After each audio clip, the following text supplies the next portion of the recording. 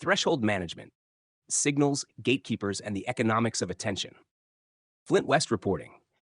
Let me tell you something that most people miss when they talk about ideas, success, and influence. People love to repeat the same comforting myth. If you have a good idea, it will succeed. Sounds noble, sounds fair, but it is not how the world works. Success is not equal to good ideas. Success equals good ideas plus effective signaling plus targeted audience. And the reason for that equation lies in a simple but uncomfortable truth about human cognition. Evaluating truth and value is expensive. It takes time, it takes attention, it takes effort. And human beings live in a world where time, attention, and effort are scarce. So instead of evaluating everything deeply, we rely on heuristics, signals, and shortcuts that help us decide what deserves our attention. We do this everywhere. You walk past two restaurants. One is empty, one is full. You do not run a culinary audit. You assume the crowded one is better. Signal. You watch a video online. Before the message even begins, you notice the lighting, the audio quality, the editing, the setting. Your brain is already running a silent calculation. Is this worth my time? Signal. You hear a piece of classical music for the first time. At first, you listen skeptically, but then you hear layers, strings, woodwinds, brass. You hear complexity, structure, intentional composition. At some point, your skepticism fades. You stop judging the craft and begin experiencing the music. The signals have done their job. They have crossed a credibility threshold, and that threshold is the invisible gateway through which every idea must pass before it is even considered. This is the first critical insight. Humans evaluate truth and value indirectly through signals, not because we are foolish, but because the alternative, evaluating everything fully, is impossible. But once you understand this, a second insight follows immediately. Signals are not merely decorative, they are threshold crossing mechanisms. Before your message can persuade anyone, before your argument can convince, before your idea can be judged, your signals must first convince the audience that the message deserves to be heard. The lighting, the clarity, the credentials, the reputation, the platform, the production value. All of these exist for one purpose: to move the audience past skepticism and into consideration. If the signal fails to cross the threshold, the message never arrives.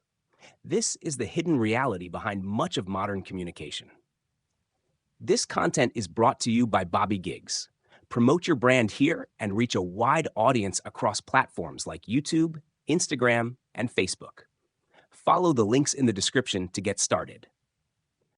But now we arrive at the third insight, where things begin to distort. Because once signals become important, they become targets. And once signals become targets, the system changes. This is where Goodhart's law enters the story. When a measure becomes a target, it ceases to be a good measure. Originally, signals emerge as helpful indicators of value. Production quality suggests effort. Credentials suggest expertise. Reputation suggests reliability. But once people begin optimizing for the signal itself, the signal becomes detached from the value it was meant to represent. And something new appears: gatekeepers. Because whoever controls the signals controls the threshold, and whoever controls the threshold controls access.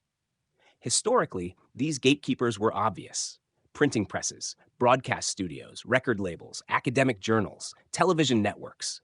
If you wanted to reach an audience, you had to pass through them. They controlled the signals of legitimacy. But then technology arrived, promising liberation. The internet lowered the barriers. Anyone could publish, anyone could record music, anyone could create video. The old choke points disappeared, or so it seemed. Because something interesting happened. The choke points did not disappear. They shifted. Today, the gatekeepers look different. Algorithms, search rankings, follower counts, engagement metrics, platform discovery systems. The infrastructure changed, but the structure remained, because the underlying problem never disappeared. Human beings still cannot evaluate everything directly.